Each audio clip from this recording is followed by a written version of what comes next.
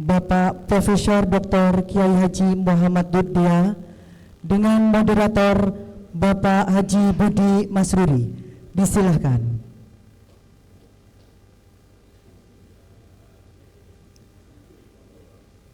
Materi yang akan dibawakan oleh beliaunya adalah menyingkap potensi wakaf uang di Jawa Timur.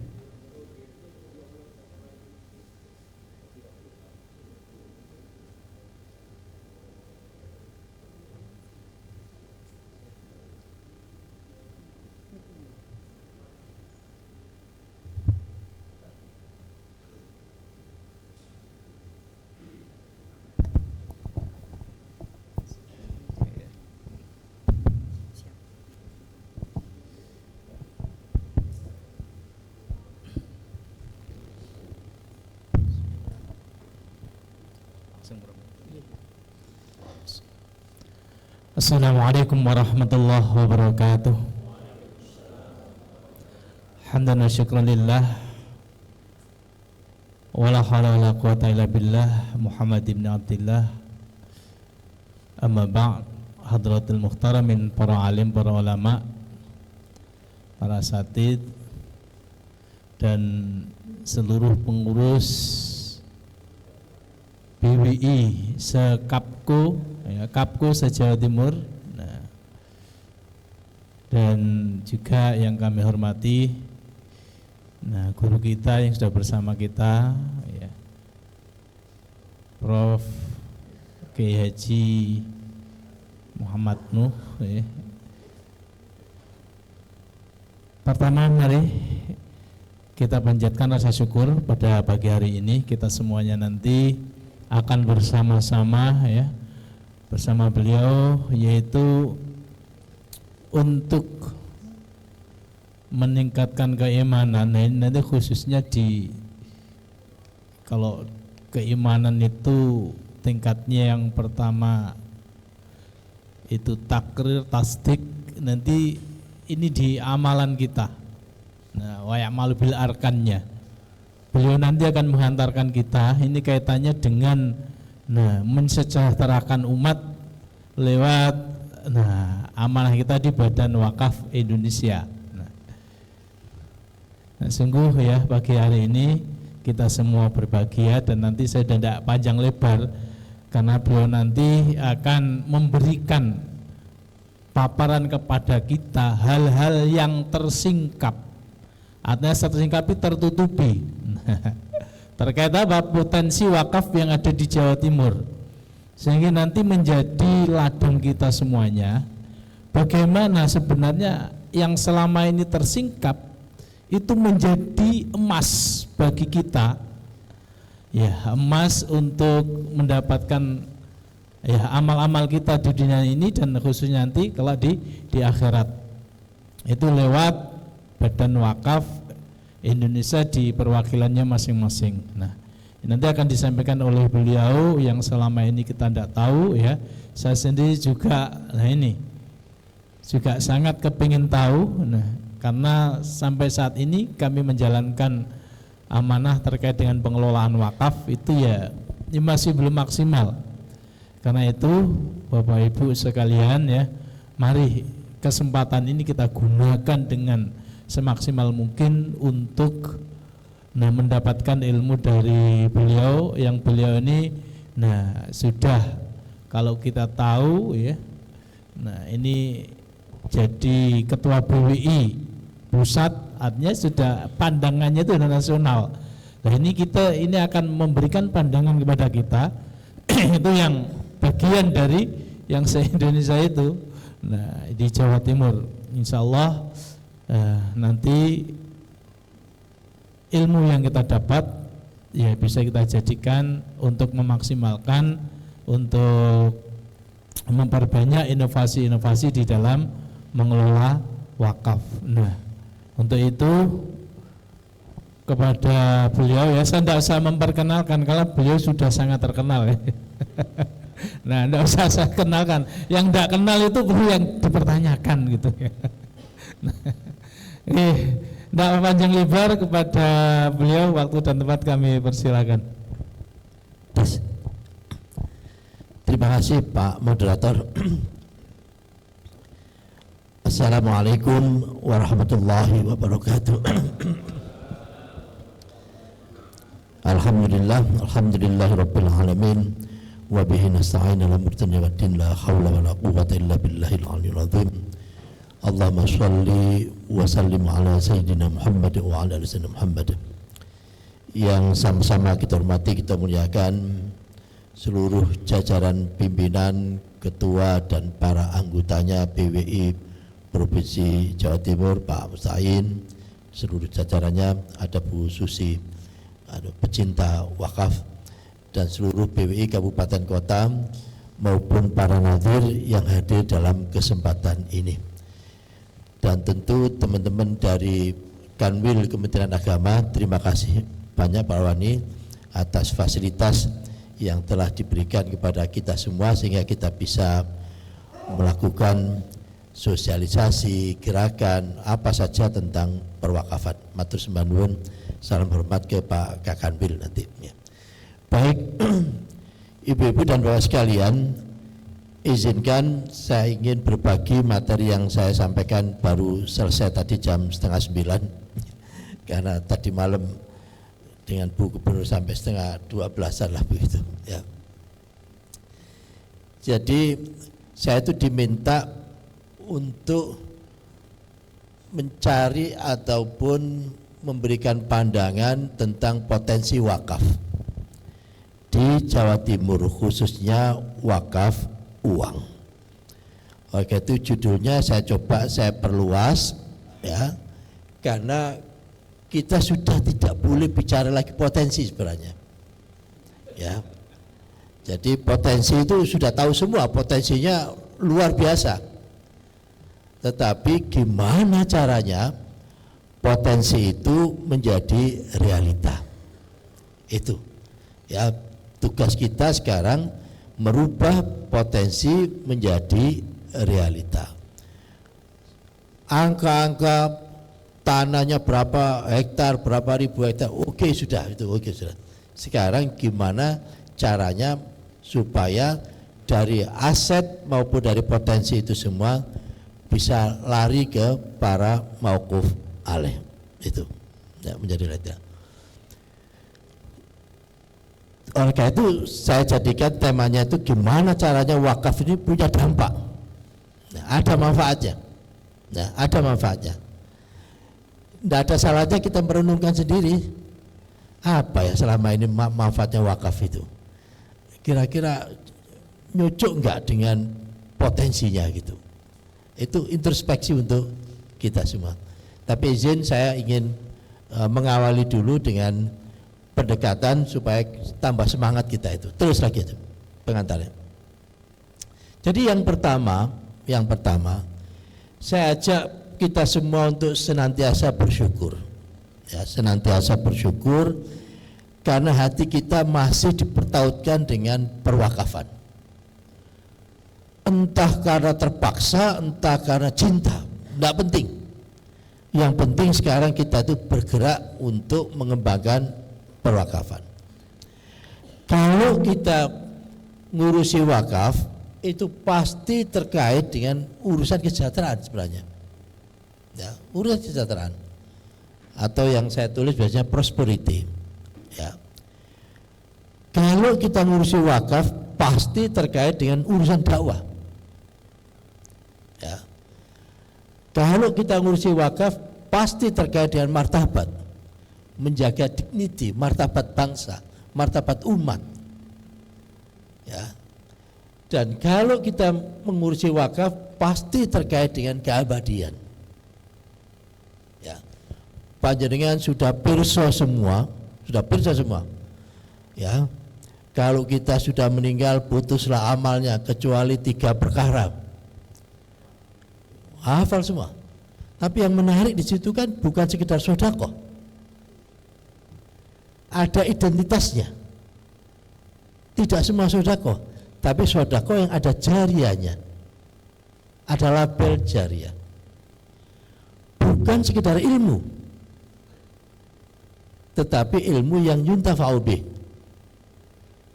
Bukan sekedar waladun shalih, tetapi ada identitasnya yada'ulah.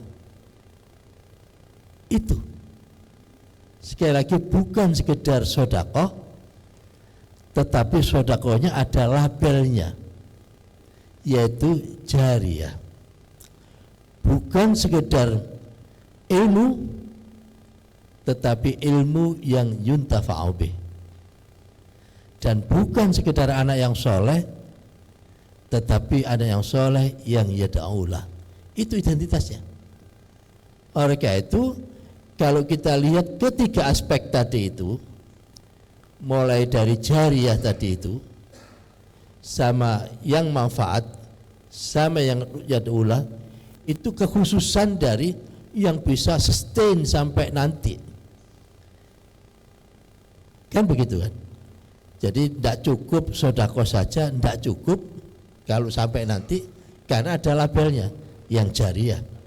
Tidak cukup hanya sekedar ilmu, tetapi yang manfaat. Tidak cukup sekedar anak soleh, tapi yang yad'ulah. Karena memang teksnya bunyinya begitu. Itu yang perlu kita dalami lebih jauh.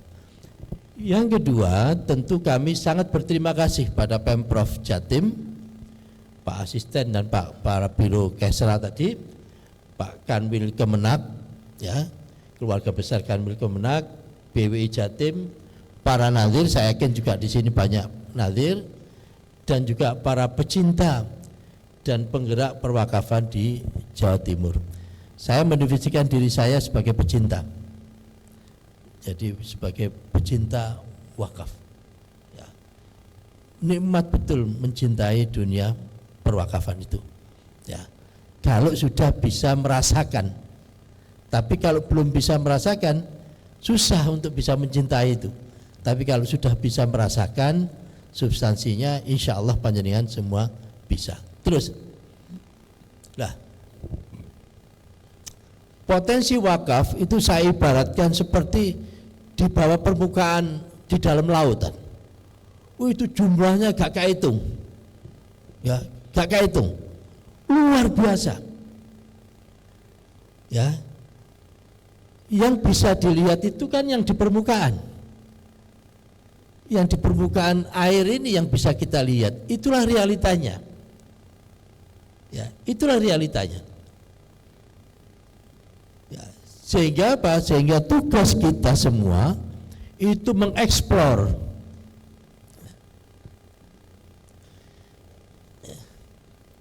jadi ini potensinya gede banget, ya, luar biasa. Tapi yang kelihatan sak cumul gini aja, ya, itu. Lah, yang realita ini sebenarnya manifestasi dari potensi. Oleh karena itu, siapa yang menggerakkan, yang menarik dari dalam lautan atau dasar lautan ini ke permukaan ini, itu para nadir. Kuncinya di nadir. Nadirnya wassalam, wassalam. Nadirnya giat luar biasa. Tetapi tidak cukup hanya nadir, tapi ekosistem yang kita siapkan. Tadi saya bisikin ke Pak Imam, Pak Kepala Biro atau Pak Asisten PLT, cobalah nitip saya berapa sih ASN atau PNS atau pegawai provinsi itu berapa jumlahnya, ya, jumlahnya berapa. Nggak usah, kalau di zakat itu kena nisab. Kalau ukuran, kalau emas yang 3 bulan 4 bulan yang lalu, ya kira-kira jatuhnya itu yang tiap bulannya 6 juta rupiahan lah begitu, tiap bulannya itu baru kena nisab, ya. Tapi kalau wakaf kan tidak pakai nisab, ya, tidak pakai nisab wakaf. Berapapun gaji kita dan berapapun rupiahnya, kalau kita ngambil atau bukan motong, saya tidak begitu nyaman kalau pegawai itu dipotong untuk wakaf, itu tidak nyaman karena dipotong itu kesannya kurang mulia lah begitu. Jadi menunaikan, ya.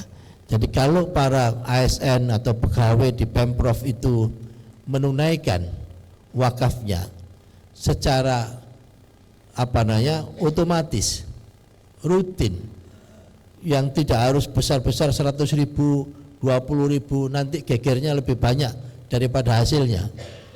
Ya, yang diambil yang kira-kira kiasnya itu, analoginya, kalau uang itu hilang tidak akan dicari.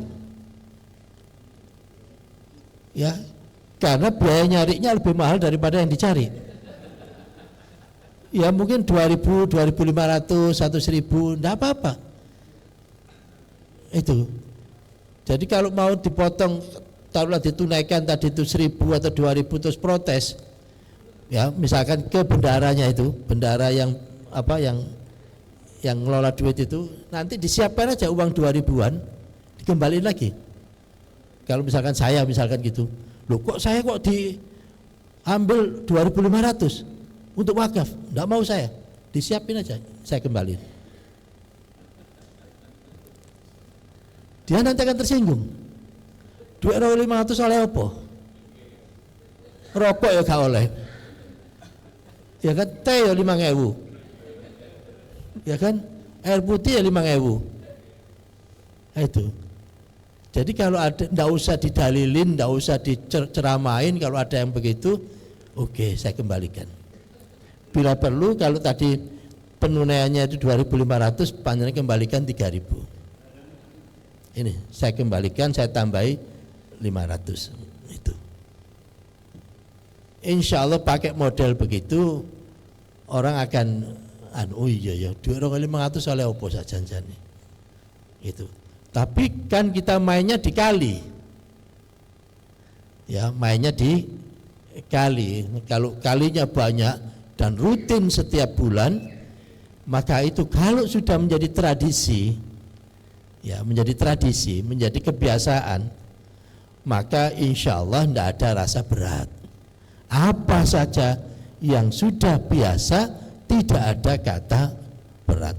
Nah sekarang ini tugas kita itu adalah membuat kebiasaan-kebiasaan baru. Kalau selama ini orang tidak terbiasa wakaf setiap hari, entah Rp1.000, entah Rp5.000, entah Rp10.000, kita buat new lifestyle, gaya hidup baru untuk tiada hari tanpa berwakaf. 2.000 repis, 5.000, 10.000, mbupiroe lah, begitu.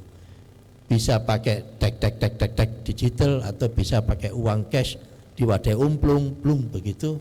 Itu ya. Jadi tugas panjenengan semua, tugas kita semua narik potensi yang luar biasa ini untuk dimunculkan. Karena yang bisa dimanfaatkan itu kalau sudah muncul. Kalau panjenengan lihat ikan yang banyak di dalam lautan itu, ya mek delok-delokan tok, wah kewae ya. Api, ikannya indah, macam-macam. Ya mek delok-delokan tok. Tapi kalau bisa panjenengan pancing, jebret, panjenengan makan, bergizi panjenengan, sehat panjenengan. Tapi kalau enggak ya hanya delok-delokan tok. Ya, yang dapat hanya keindahannya. Tapi kita tidak ingin hanya dapat keindahan, tetapi keindahannya dapat karena potensinya luar biasa. Tapi ada yang real yang bisa kita makan, yang bisa kita berikan pada anak dan seterusnya. Baik, itu tugas kita itu. Katain, ya, narik ini serot ke sana. Nah, gitu ya. Terus. Next, nah, oleh karena itu, kalau kita kampanye perwakafan, ya kampanye perwakafan, jangan pakai dosa kan gak wakaf kan, nah, pelit sampai itu, pelit mlebu neraka, wah jangan pakai model begitu, ya, jangan pakai model begitu. Tapi yang turunal ummah biainir rahmah. Jadi gunakan pendekatan melihat masyarakat itu siapapun orangnya, panjenengan gunakan dengan kacamata kasih sayang. Ya, kacamata kasih. Jangan didoktriner, gak gelem terus divonis tak tungakno panjenengan melarat, waduh ojo, sudah Nggak usah pakai model begitu.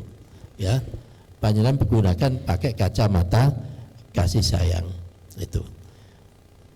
Kenapa saya menawarkan pendekatan ini? Karena tidak ada orang yang tidak pernah menjadi penduduk kasih sayang. Tidak ada orang. Semuanya pernah tinggal di rahim. Rahim itu kan artinya kan kasih sayang. Oleh karena itu, kalau penduduknya sama, DNA-nya sama, KTP-nya sama, warga negaranya sama, sesama warga negara kasih sayang, insya Allah kalau pakai pendekatan itu dapat. Karena sama. Itu. Ya. Terus lagi aja. Next, terus to next. Ya. Oleh karena itu ini saya di beberapa tempat selalu saya nyampaikan, saya sekarang berpindah ke mindset manfaat. Ya. Bahasa kerennya itu dampak. Bahasa kerennya lah itu impact. Saya mengkampanyekan ini kira-kira 2 tahun yang lalu tentang pentingnya manfaat. Jadi ilmu bukan untuk ilmu, pendidikan bukan untuk pendidikan, research bukan untuk research, tetapi semuanya itu apa manfaatnya bagi masyarakat, bagi manusia. Itu. Karena tesisnya itu khairun nas anfa'uhum linnas. Yang terbaik itu sing ono manfaate. Nek gak ono manfaate gawe apa? Gak ono manfaate. Kan begitu. Nah, sehingga kita ingin betul wakaf ini punya dampak. BW itu punya dampak, ada manfaatnya. Karena apa saja yang tidak ada manfaatnya akan ditinggal. Tetapi apa saja yang ada manfaatnya akan bertahan. Ya, akan bertahan. Jadi panjenengan kalau punya sepatu kan, saya yakin sepatu panjenengan kan tidak satu, banyak. Tapi kan ada sepatu yang sudah tidak panjenengan pakai karena dirasa tidak ada manfaatnya. Ya kan gitu. Oleh karena itu gimana caranya kalau kita ngelola organisasi itu selalu memberikan manfaat, dampak. Nah, apa manfaat itu? Definisinya simpel. Sesuatu itu dikatakan manfaat kalau bisa memenuhi kebutuhan. Ya, kalau bisa memenuhi kebutuhan, maka itu ada manfaatnya. Nah, kebutuhan itu sifatnya berubah terus, dinamis. Kalau kebutuhan itu sifatnya berubah dinamis, maka cara kita untuk memberikan manfaat itu juga dinamis pula. Tidak mungkin kalau kebutuhannya sifatnya dinamis, berubah, terus cara kita memberikannya memenuhi kebutuhan itu tetap tidak nyambung. Tidak nyambung. Dan kalau mau betul-betul memberikan manfaat, maka karena kebutuhan itu identik dengan masalah. Kebutuhan itu identik dengan masalah. Apa sih kebutuhan itu? Apa saja yang harus kita penuhi? Itulah masalah itu. Kalau sudah dipenuhi tidak ada masalah lagi. Makanya para pengelola, para nazir harus berani melihat substansi, hakikat apa masalahnya itu. Ada joke atau anekdot. Ada seseorang kira-kira jam 7, jam 8 pagi pas matahari sudah terang begitu. Dia itu lagi nunuk-nunuk itu di depan halaman rumahnya. Itu.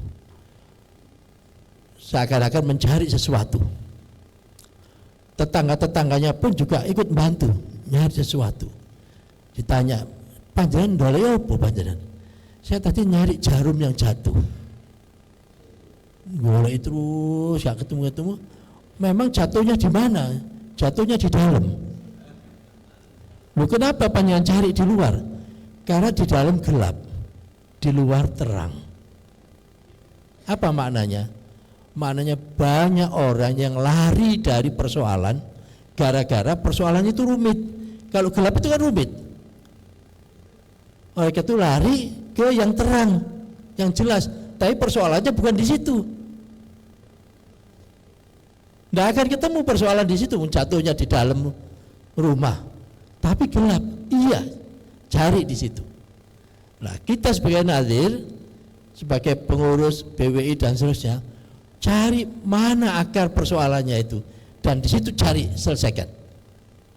Jangan lari dari persoalan, karena kalau lari dari persoalan tidak akan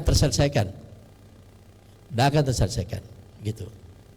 Oleh karena itu sekali lagi, karena kebutuhan itu sifatnya dinamis, terus berubah, maka cara kita untuk memenuhi kebutuhan tadi itu juga harus berubah.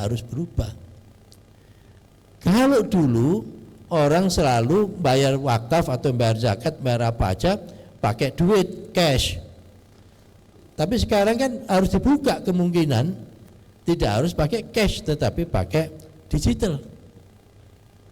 Supaya apa? Memang sekarang orang jarang pakai duit cash. Di samping memang tidak punya duit gitu.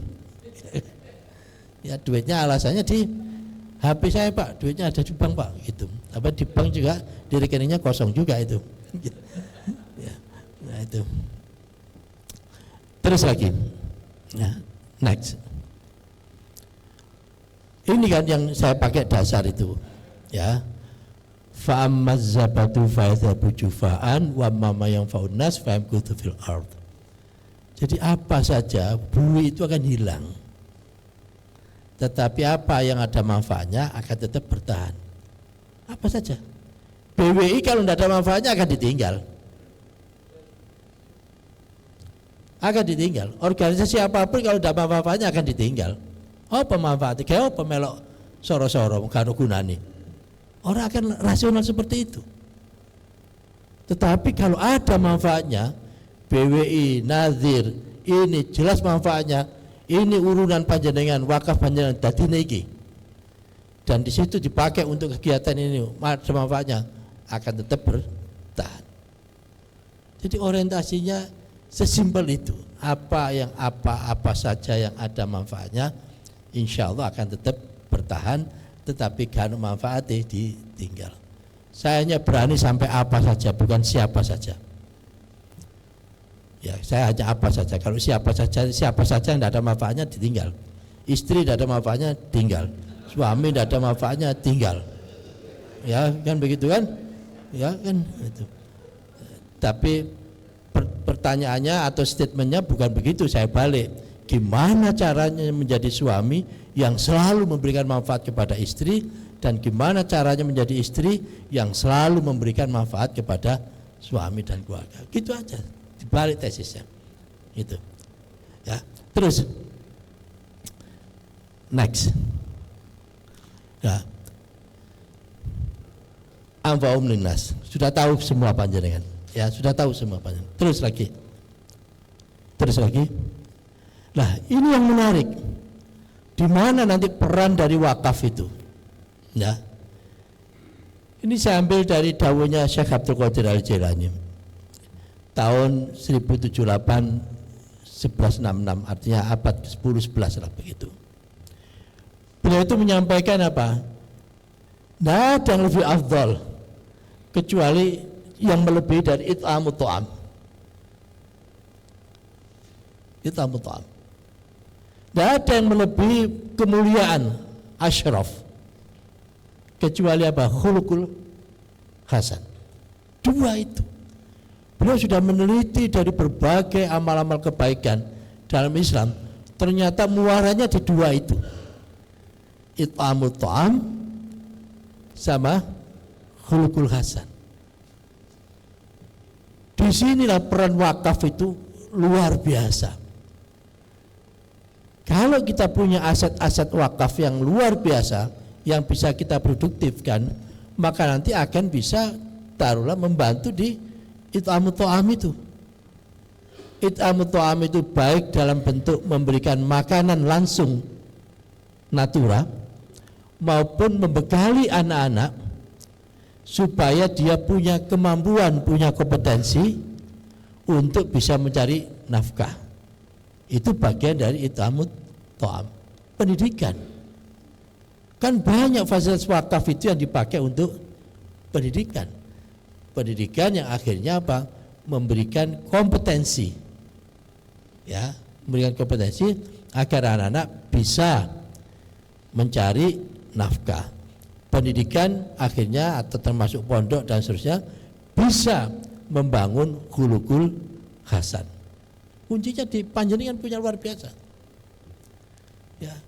Sehingga jangan remehkan 1.000 rupiah, 100.000 rupiah, 1 juta. Jangan remehkan kalau itu aset wakaf, karena aset wakaf itu hakikatnya sustainability-nya, keberlangsungannya sampai nanti.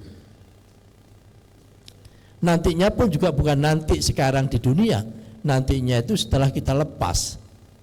Itulah hakikat dari sustainability sejatinya itu. Jadi kalau sustainability, keberlangsungan yang sekarang ini, orang cenderung selama kehidupan di dunia saja. Tetapi sustainability yang saya maksudkan ini, kalau wakaf itu bukan hanya di dunia saja, tetapi setelah post dunia ini pun juga masih tetap memberikan dampak, memberikan manfaat. Oleh karena itu jangan remehkan harta wakaf, meskipun 1.000 rupiah, 100.000 rupiah, berapapun jangan remehkan. Artinya apa? Harus kita kelola dengan baik. Makanya di dalam wakaf, pengelolaan wakaf itu beda dengan amil. Kalau amil otomatis 12,5% dari harta zakat. Tapi kalau wakaf tidak boleh. Harta wakaf tetap utuh, yang boleh dimanfaatkan anaan atau hasil dari harta wakaf itu. Sehingga harta wakaf itu terus akan berlangsung. Terus lagi aja. Nah, ini kata kuncinya. Ya, kata kuncinya. Yang kami ingin betul wakaf itu kalau bisa difokuskan di dua ini. Ya, yaitu yang terkait dengan it'amut ta'am, memberikan bekal untuk bisa orang mencari kehidupan, itu kan kesejahteraan sebenarnya. Kalau dari harta wakaf itu bisa membekali anak-anak untuk mencari nafkah, luar biasa. Contoh yang sederhana, ini contoh sederhana, real. Kami bersama-sama di YDSF, ya, itu ngumpulin duit kira-kira 400-an lah, kira-kira 400-500 juta dapat itu. Untuk apa? Untuk melatih anak-anak ngelas, tapi ngelasnya yang tersertifikasi, certified, profesional. Bayarnya itu 5 mingguan, itu bayarnya 20 juta. Bayarnya 20 juta. Enggak apa-apa, kita cari duit, kita bayarin ngelas. Begitu dia sudah lulus ngelas tadi itu, sudah diambil oleh perusahaan-perusahaan, termasuk perusahaan sepeda yang banyak itu, sepeda apa itu? Polygon. Dengan gaji apa? UMR 45 juta. Ya, 45 juta. Modal 20 juta, ya, dengan 20 juta akhirnya dia dapat 45 juta, ambil 5 juta atau 4 juta. 5 bulan balik. Mana ada bisnis yang turnovernya 4-5 bulan balik? Ini ada, bisa. Sehingga dengan demikian si anak ini dia sudah bisa menghidupi dirinya sendiri, keluarganya, dan dia setiap dapat dari gajinya itu dia sisihkan untuk berwakaf lagi. Ya, untuk berwakaf lagi. Hasil kumpulan dari wakaf tadi itu, 20 anak tadi itu, kumpulan tiap bulan dipakai untuk nyekolahkan, untuk training anak berikutnya lagi. Sehingga apa? 400 tadi itu mboknya saja. Ya, modalnya. Dari situ dipakai untuk nyekolahkan, nah dia sudah bisa produktif dan seterusnya. Ya, itu kan ada hadis yang sangat terkenal. Ma min muslimin yaghrisu ghorsan au yazra'u zar'an fa yakula min tayrun au insanun au bahimatun illa kana lahu bisadaqah. Kan itu kan. Kalau ada orang muslim nanam tanaman atau pohon-pohonan, tanam-tanaman pohon-pohonan tadi itu dimakan oleh burung atau manusia atau hewan, itu sedekah. Sedekah itu. Loh, kalau tanam-tanaman aja dimakan burung, hewan, sedekah, apalagi kita bekali mereka sehingga mereka bisa mencari nafkah dari kemampuannya itu, kan sedekah pula itu. Ya.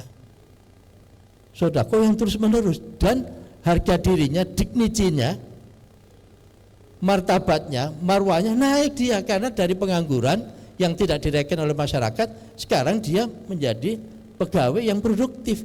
Setiap bulan dapat, gagah dia, dan setiap bulan dia nyisihkan, ini sedekah, ini, dan seterusnya. Kan ganteng jadinya gitu. Nah, mudah-mudahan BWI maupun nadir-nadir panjenengan, kalau toh tidak bisa 10, bisa jadi 2 atau 3, tidak apa-apa. Tidak ada kata percuma di dalam perwakafan, meskipun nilai kadang-kadang rupiahnya sedikit, tidak ada kata percuma. Ya.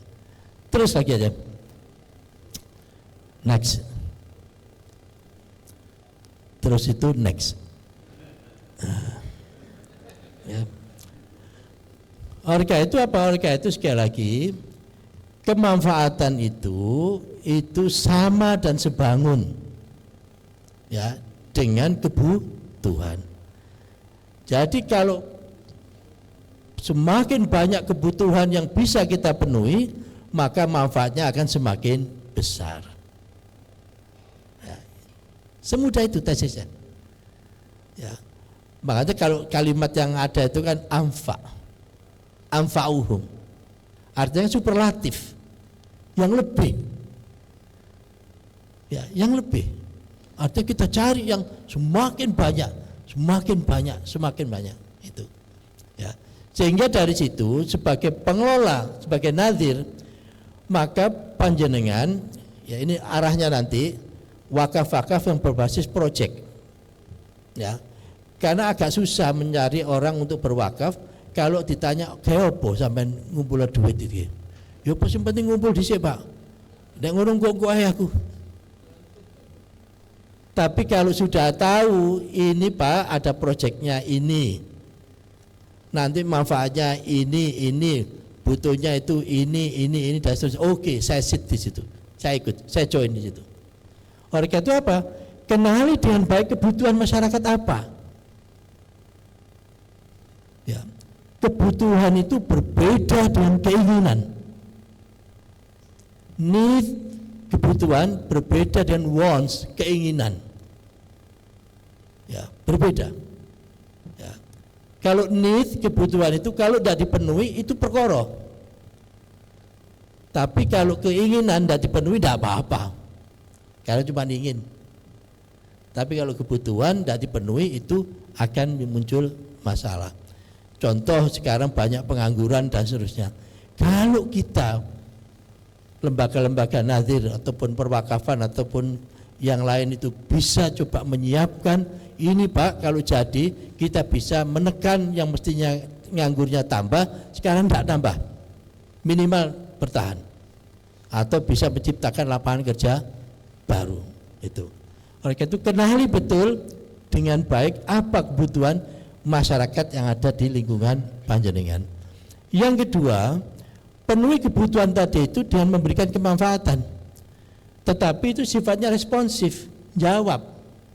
Tahu kebutuhan, kita selesaikan, ini jawabannya. Tapi yang lebih top lagi, panjenengan sendiri yang menciptakan kebutuhan. Sak janjane wong durung butuh, tapi saya tahu ke depan ini yang butuh, saya siapkan itu dan saya siapkan jawabannya pula. Ini yang antisipatif. Nah, kami berharap, saya berharap enggak usah yang nomor 3 dulu. Nomor 1, 2 aja sudah alhamdulillah top. Ya.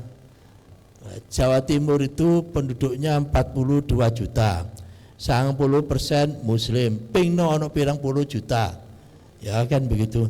Kalau sehari 1.000 rupiah aja, pingno mana ketemu M ketemu T, ya, itu kalau hitung-hitungan matematika biasa, tapi kenyataannya itu potensi, terus bisa ditarik, baru di bawah permukaan laut, terus bisa dirasakan. Tugas kita adalah mancing. narik itu. Paling gampang sekali lagi pakai model sistem birokrasi. Sehingga nanti Pak Arwani panjenengan matur ke Pak Pak Kakanwil maupun nanti saya matur ke Gubernur, sedekah terbaik itu bukan duit bagi pemimpin itu, tapi kebijakan. Kalau duit, semua orang bisa ngasih duit, tapi kalau kebijakan, tidak semua orang bisa membuat kebijakan. Itu jatahnya pimpinan. Pegawai kok membuat kebijakan, kalau pegawai kayak kebijakan bubar kabeh itu. Jadi itu yang buat kebijakan itu pimpinan. Itu adalah sedekah terbaik. Begitu Pak Menteri membuat, taruhlah setiap pegawai Kemenak ya Rp1.000 atau Rp2.000 untuk diwakafkan dan seterusnya, selesai.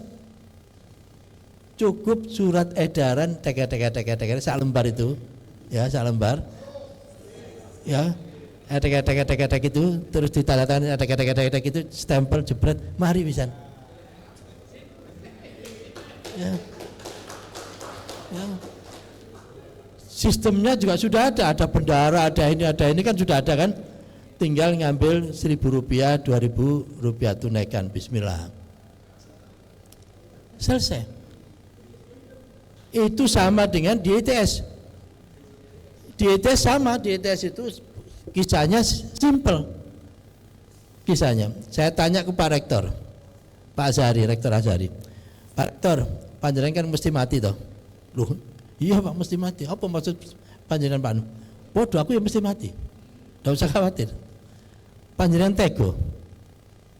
Nek panjenengan mati, terus ndelok arek-arek ITS, wong ITS, alumni, dosen, pegawai ITS, ngene alam barzakh itu pada keleleran. Ya, karena tidak punya beasiswa, tidak punya sangu, tidak punya modal. Tidak usah di alam barzakh, umroh saja, haji saja, tidak bawa bekal, keleleran kok. Saya jamin, ya, umroh haji tidak bawa bekal, keleleran di tanah suci. Apa mana di alam barzakh? Bawa bekal, ya ngemis lah, ngemis. Tego sampai ono rektor lawas, kok sampai jadi pengemis gini, yo gak tego. Terus gimana sih? Sampai wakafi aja, sampai wakafi. Akhirnya kita buat kebijakan, karena saya sebagai ketua MWA, saya buat kebijakan. Right. Setiap tahun ITS minimal berwakaf 20 miliar. Udah, minimal 20 miliar. Cukup bondo SK, ya, 20 miliar sudah disisihkan. Karena kalau ngenteni wakaf situ-situ kesuwen. Dan jumlahnya 20 M kan lumayan itu kalau dikumpulkan. Ini cukup 20 M. Untuk siapa? Seluruh orang-orang ITS. Ya. Keluarga besar ITS wakafin. Sehingga nanti bayangan kita itu, begitu kita masuk di alam barzakh, waduh, ketemu arek-arek itu seneng kabeh itu. Wes ndek bekal kabeh soalnya. Tapi kalau enggak, ndelok situne keleleran, ngemis, ngenteni, jagong, luyu dan seterusnya, kan gak tego. Ya, mereka itu sudahlah wakaf. Akhirnya disitulah terus muncul, sekarang sudah terkumpul 150-an lah, 150 M. Nah, kita dorong pula ke teman-teman IPB, ya, ke Pak Arif Satria yang sekarang jadi kepala BRIN. Saya bilang, Pak Arif, mau panjenengan kalah sama ITS. Ya, ITS sudah berwakaf dan diberikan sukuk 50 M. Kalau panjenengan 50 M masih belum bisa mengalahkan ITS. Akhirnya beliau 250 M. Ya, kita buat panjenengan yang paling besar, tapi yang paling pertama tetap ITS. Meskipun kecil, tapi panjenengan yang paling besar itu. Saya datang ke ITB, temu Bu Rektornya, Dek, saya cerita kalau ini 250, panjenengan jangan sampai kalah, sudah ketiga kecil lagi. Akhirnya dapatlah 300-an, 300 M. Udah, dapat. Nah, saya datang lagi ke Unpad Pajajaran, datang lagi ke yang lain, terus ngumpul, akhirnya hampir ketemu. Sayangnya tidak sampai 1 T, tapi sudah 900 miliar. Sudah 900 miliar untuk kita belikan sukuk yang tidak pakai. Kalau kita mengelola uang, kalau salah kelola, uangnya hilang. Tapi kita ngelola aset wakaf itu tanah, ditanamin pisang tidak tumbuh, tanahnya masih ada. Tapi kalau uang salah kelola, uangnya tidak ada. Oleh karena itu ngelola wakaf uang ekstra hati-hati. Sehingga kita tidak boleh kan ada di dalam bisnis itu, ya, high risk, high return, risiko tinggi, tetapi returnnya besar. Ya. Low risk, low return, risikonya kecil, tapi returnnya juga hasilnya kecil. Tapi ada juga high risk, low returns, risiko tinggi, hasilnya kecil. Tapi ada low risk, high return, maunya sih itu. Tapi kalau tidak bisa, jangan ambil yang high risk. Ya. Saya terakhir kapan itu 2 minggu yang lalu ketemu dengan teman-teman UJK pas acara di ekonomi syariah, Islamic Finance itu. Dia merasa sangat sedih betul, Pak, saya itu sudah jaga urusan ekonomi syariah dan seterusnya, tapi sekarang ini saya kena pukulan yang sangat berat. Apa, Bro? Itu dana. Kan ada dana syariah yang si Dude Herando, siapa Dude Herlindo atau siapa yang sebagai ambasadornya. Ya. Akhirnya kan fail, gagal. 3 triliun lebih uang nasabah hilang pakai nama syariah. Berat. Itu yang mengurangi rasa percaya diri. Engko ojo-ojo sampai pangan duitnya atau salah bisnisnya. Oleh karena itu mengelola, sekali lagi mengelola wakaf uang super ekstra hati-hati. Beda dengan mengelola tanah wakaf. Tanah wakaf salah tandur, tanah iso ono. Gak ngarah hilang. Tapi wakaf uang salah nandur, duit sing gak ono. Itu. Oleh karena itu pastikan hanya pakai ditanam di yang jaminannya luar biasa, jaminan negara seperti sukuk. Cash wakaf link sukuk itu aman karena yang menjamin pemerintah. Jadi aman. Ya, dengan 6% sudah lumayan lah begitu. Terus lagi aja. Next. Oleh karena itu sekali lagi kami sangat bergembira dengan kehadiran panjenengan semua sebagai generasi pemberi manfaat, pecinta, penggerak dan pemungkin dan pembukti. Ini sengaja saya pakai kalimat kata yang berbeda-beda. Mulai dari pecinta itu paling dasar, mencintai. Tetapi tidak cukup hanya mencintai saja. Tetapi mencintainya tadi itu diekspresikan menjadi gerakan.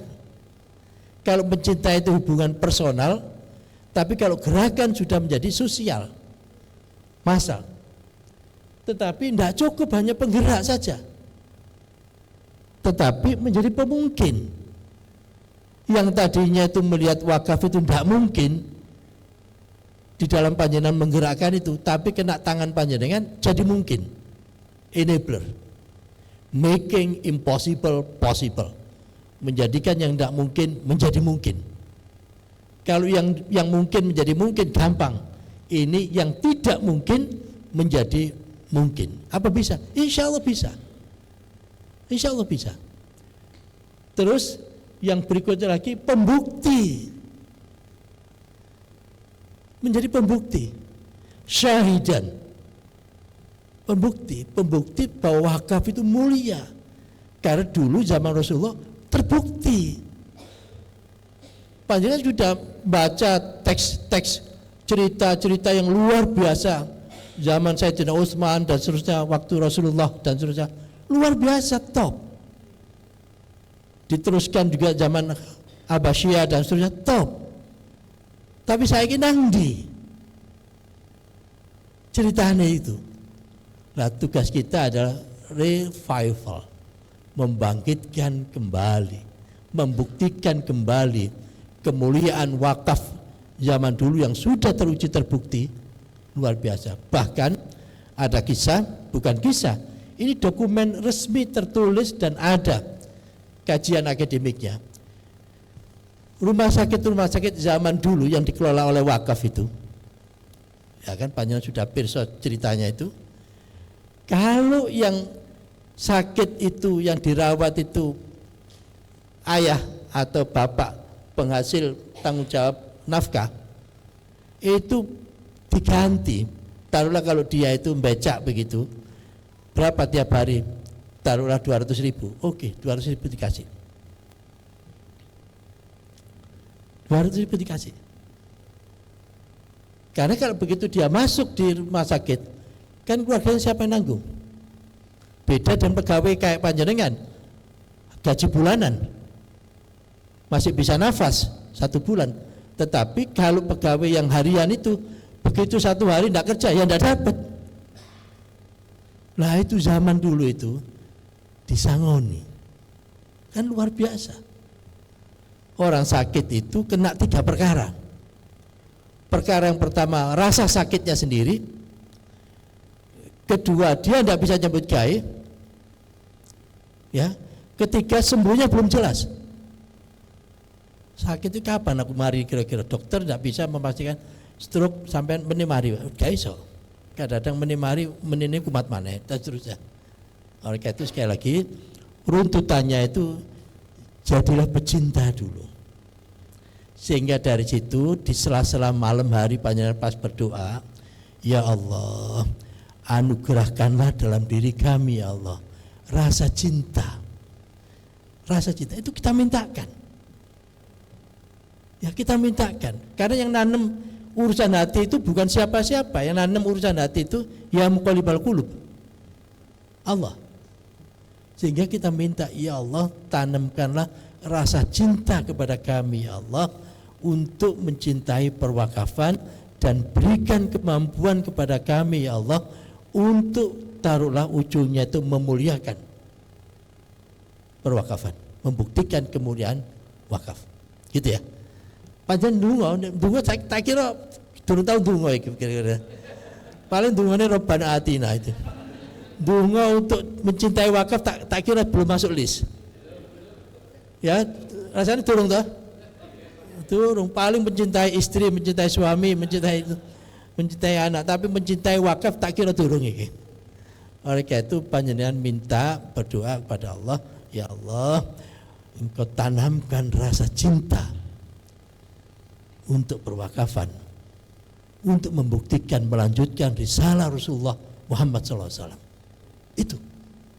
Jadi kita ini itu melanjutkan, ingin membuktikan apa yang sudah dicontohkan, diuswahkan oleh Rasulullah Muhammad SAW. Terus, sehingga dari situ sebetulnya, kalau panjenengan yakin dan harus yakin, apa yang panjenengan lakukan itu menjadi deposito kebaikan.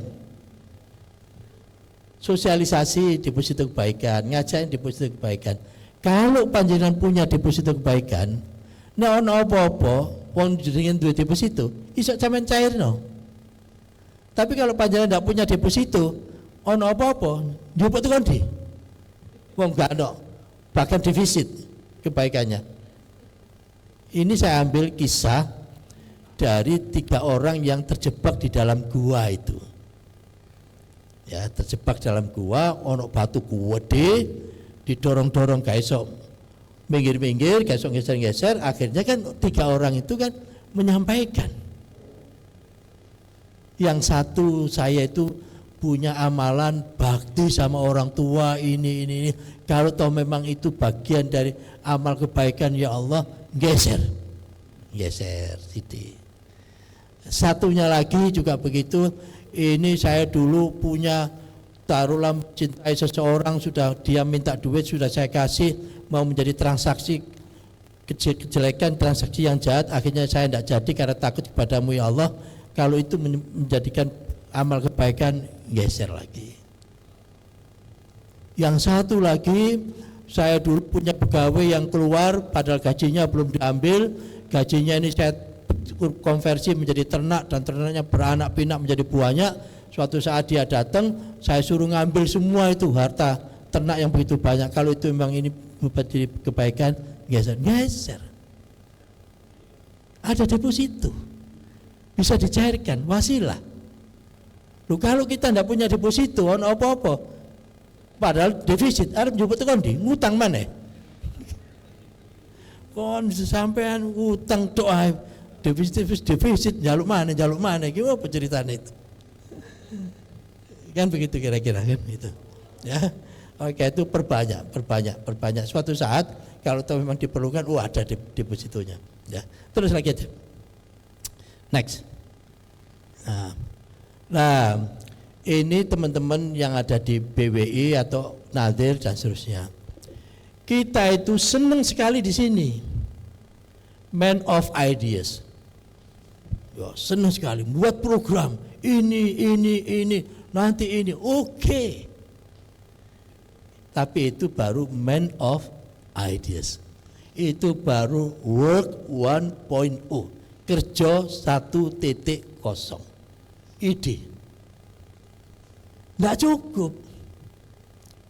Ide tadi itu harus dikonversi jadi realisasi. Gimana caranya ide yang program kerja yang luar biasa itu bisa kita implementasikan, kita realisasikan. Kalau itu sudah namanya work 2.0, kerja 2.0. Tapi wis kerja, ono ide wis kerja, durung cukup. Apa hasilnya? Kan tidak semuanya yang kita implementasikan ada hasilnya. Ya samalah kita di Kementerian X punya program kerja ini dilaksanakan, hasilnya apa? Gak sempat hasil, tutup tahun sudah. Tahun ngarep buat program lagi. Ya dikerjakan. Hasilnya apa? Hasilnya mengerjakan pekerjaan tadi itu. Ya, bulat aja di situ. Ya. Hasil saja juga belum cukup. Man of results. Tetapi apa manfaatnya? Impactnya apa? Kalau sekolahan misalkan hasilnya lulusan terbaik, cum laude 100, kayak apa tulisannya? Ya, cum laude 100. Riset sudah masuk Q1, kayak apa tulisannya? Scopus, kayak apa tulisannya? Oke, itu hasil. Tapi kita tidak cukup sampai di hasil. Tapi impactnya apa? Tapi jangan berharap panjenengan dapat impact kalau tidak ada hasilnya. Jangan berharap panjenengan ada hasil kalau tidak pernah ngerjain. Jangan berharap panjenengan ngerjain kalau tidak ada idenya. Ya, artinya apa? Satu paket ini. Itu. Terus, saya sampai jam berapa ya? Jam 11. Ya, saat selesainya ini banyak ini Mas Yan. Tapi kira-kira saya cepetan lagi. Terus Mas Mbak. Nah, ini saya kira panjenengan sudah pirsa semua tentang nilai-nilai dan prinsip-prinsip perwakafan. Ya, terus saya sengaja pakai bahasa Inggris, pokoknya untuk keren sih dia. Di samping saya tidak bisa bahasa Arab terbatas. Oleh itu saya pakai bahasa Inggris sehingga kalau saya seminar-seminar internasional tentang wakaf ya saya pakai ini. Ya, kemana aja ya pakai bahasa Inggris dan seterusnya. Ya, itu. Ya. Ini kan dasarnya ini. Ya, dasarnya. Ya. Jadi ini kisah tentang wakaf itu. Yang Sayyidina Umar punya tanah yang beliau belum pernah punya tanah sebagus itu, maunya diberikan semua. Kata Rasulullah, apa yang harus saya lakukan? Kata Sayyidina Umar, kamu berikan tapi kamu tahan pokoknya dan kamu bagikan hasilnya, kan itu kan. Itu prinsip dari perwakafan itu, ya. Jadi keep the corpus intact, tahan induknya, dan give produce as sedekah, dan hasilnya didistribusikan. Itu. Terus next lagi aja. Nah, jadi kata kuncinya ini wakaf itu produce, sehingga kalau ada wakaf produktif itu double redundant. Wakaf itu mesti produktif, karena kalau tidak produktif tidak ada yang bisa dibagikan, ya. Nah, kalau mau produktif, ini kata kuncinya dua. Para nadir itu pegang dua kata kunci, yaitu inovasi dan entrepreneur.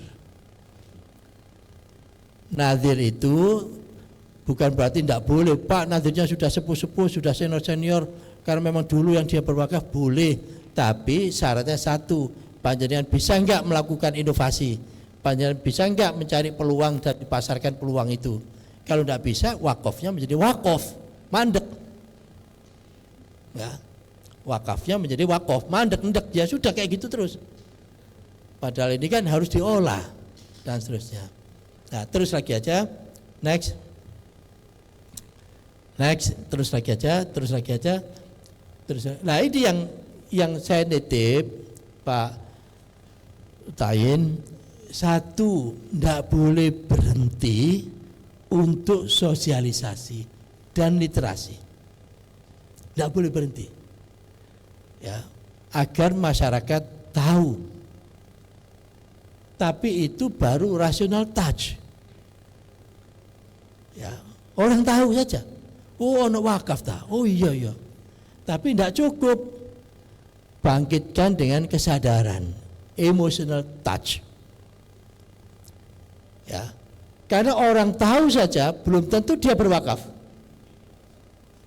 Saya sangat yakinnya kalau istilah wakaf tahu, pernah durung aku. Pernah tapi tidak pasti. Karena apa? Karena belum membangun kesadaran. Nah, kesadaran itulah sekali lagi yang saya kategorikan sebagai emotional touch itu. Bisa jadi kita pengurus BWI maupun para nadir itu durung tahu dungo-dungo. Pokoknya mari sosialisasi, ya wis mari. Padahal mestinya kalau malam hari dia itu duduk manis, ya Allah, mudah-mudahan masyarakat Surabaya ini, masyarakat Probolinggo ini, ya Allah, Engkau tanamkan rasa cintanya, rasa sadarnya untuk bisa berwakaf. Ada turun-dungo itu. Baru sosialisasi. Ya. Nah, kalau sudah, maka panjenengan siapkan program wakaf yang atraktif, yang menarik. Jarang orang memberikan wakaf yang tidak ada programnya. Tapi ada program dulu yang tertarik, orang baru oh iya. Itu atraktif. Kalau itu sudah atraktif, ya, sebagai proyek. Yang keempat, ya, panjenengan buat aksi, gerakan. Dan yang kelima, cari contoh tata kelola nadir yang sukses. Ya. Oh, monggo, Pak Jajang.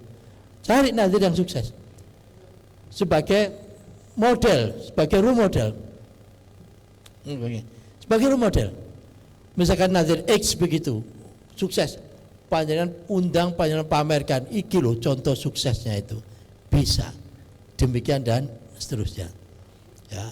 Dan tinggal nanti replikasi. Terus lagi aja. Next. Terus itu next. Ya. Terus lagi aja. Ini terlalu complicated karena untuk bahan presentasi di conference, tapi intinya terus lagi aja. Next. Nah, nadir sekali lagi, kuncinya nadir. Nadir itu jembatan antara wakif dan mauquf alaih. Kalau nazirnya top, jembatan ini kuat, mengalir terus. Tapi kalau jembatannya putus, prai. Ya, percayalah, prai. Arep lapo banyak jembatannya putus, melakukan lewat ndi. Oleh karena itu, kalau ingin perwakafan ini dibangun dengan baik, maka yang tidak boleh ditinggal pelatihan kompetensi para nazir mutlak. Nah, mutlak itu. Sehingga nanti Pak Jazuli, Pemprov, karena BW itu saya yakin uangnya tidak begitu banyak. Kalau saya bilang uangnya tidak begitu banyak, artinya gak ada duit. Ya. Cuman kalau tidak bilang tidak punya duit itu kan tersinggung. Kalau tidak begitu banyak itu kan, ya. Itu Pemprov bisa memberi sponsor atau memberikan kegiatan pelatihan. Ya. Tidak harus dalam bentuk panjenengan ngasih donasi rupiah ke BWI, enggak, tapi kegiatannya yang dilakukan, yang disponsori oleh Pemprov, enggak apa-apa. Pelatihan nazir, gimana ngundang orang-orang yang praktisi yang memang sudah nanti Bu Susi bisa diajak melakukan praktisi itu dan seterusnya. Itu kita butuh praktis, ininya sudah oke, idenya oke, KRP wis oke, ki apa carane maju? Iya aku pengen Yuan, tapi ki apa? Lah iku sing durung iso aku. Oleh karena itu masuk dari wilayah ide, ya kepinginnya apa, sekarang ke realisasinya, ya. Terus tidak cukup sekali lagi di sini. Nazir itu saya bilang di sini, saya tulis ini, ya, how to increase number of professional and militant nazir. Jadi tidak cukup nazir itu profesional, tidak cukup saya bilang, tapi harus militan. Militan itu kalau kelompok tertentu mati pun oke. Tapi kita di wakaf tidak usah mati, setengah mati aja. Cukup setengah mati aja, tidak usah mati. Kalau mati repot nanti ngurusin keluarga panjang, siapa sih ngurusin gitu ya. Tapi kalau setengah mati aja oke lah Mas Jan. Itu militan. Terus lagi aja. Sehingga di sini saya tulis ada nazir yang hobinya itu begitu dia punya aset top, sudah top dia. Itu wakaf 1.0. Jadi dia pamerkan, saya punya aset tanah sekian hektar, punya duit sekian miliar dan seterusnya. Itu baru 1.0, inputnya saja, asetnya saja. Nah itu harus kita naikkan ke apa? Dia bisa ngelola proses bis. Aset yang luar biasa tadi itu saya kelola dengan baik. Tidak ada yang aset yang miss catatan dan seterusnya, sehingga kalau tanahnya menjadi sengketa dan seterusnya karena catatannya tidak bagus. Nah, itu saja tidak cukup, tapi sampai ke ada hasilnya, karena dikelola dengan baik ada hasilnya. Hasil saja juga belum cukup, harus ada impactnya. Apa impactnya? Gimana caranya mauquf alaih yang dia menerima manfaat dari hasil wakaf, dia menjadi wakif. Berikutnya lagi, merubah mauquf alaih menjadi wakif. Kalau itu sudah bisa, maka akan mengumpul lebih banyak lagi. Itu karena mauquf alaihnya sudah menjadi wakif. Tentu karena dia merasa saya dulu diberi oleh nazir A, maka sekarang saya kembalikan hasil saya ke nazir A pula. Karena dia sudah menjadi wakif. Saya berwakafnya di nazir A. Itu. Terus lagi aja, habislah. Habis. Next. Nah, habis. Karena Pak Jazuli sudah datang. Ya. Jadi doa kami semua semoga hidup ini menjadi semakin bermanfaat dan berkah. Itu yang kita cari. Ya, kalau ada manfaat terus dan berkah terus, insya Allah kita akan transit nanti dan meneruskan perjalanan berikutnya lagi itu nyaman karena kita sudah memberikan kemanfaatan dan berkah. Mohon maaf kalau ada khilaf, tidak usah pakai tanya karena sudah jelas, ya. Ya, tinggal ngelakoni aja, ya. Please do it, ya. ngelakoni aja. Saya mohon maaf sekali lagi. Wallahu muwaffiq ila aqwamit thoriq. Wassalamualaikum warahmatullahi wabarakatuh. Assalamualaikum warahmatullahi wabarakatuh. Bapak Ibu semuanya, apa yang boleh sampaikan. Nah, kalau saya sudah, insya Allah sangat jelas sekali. Nah,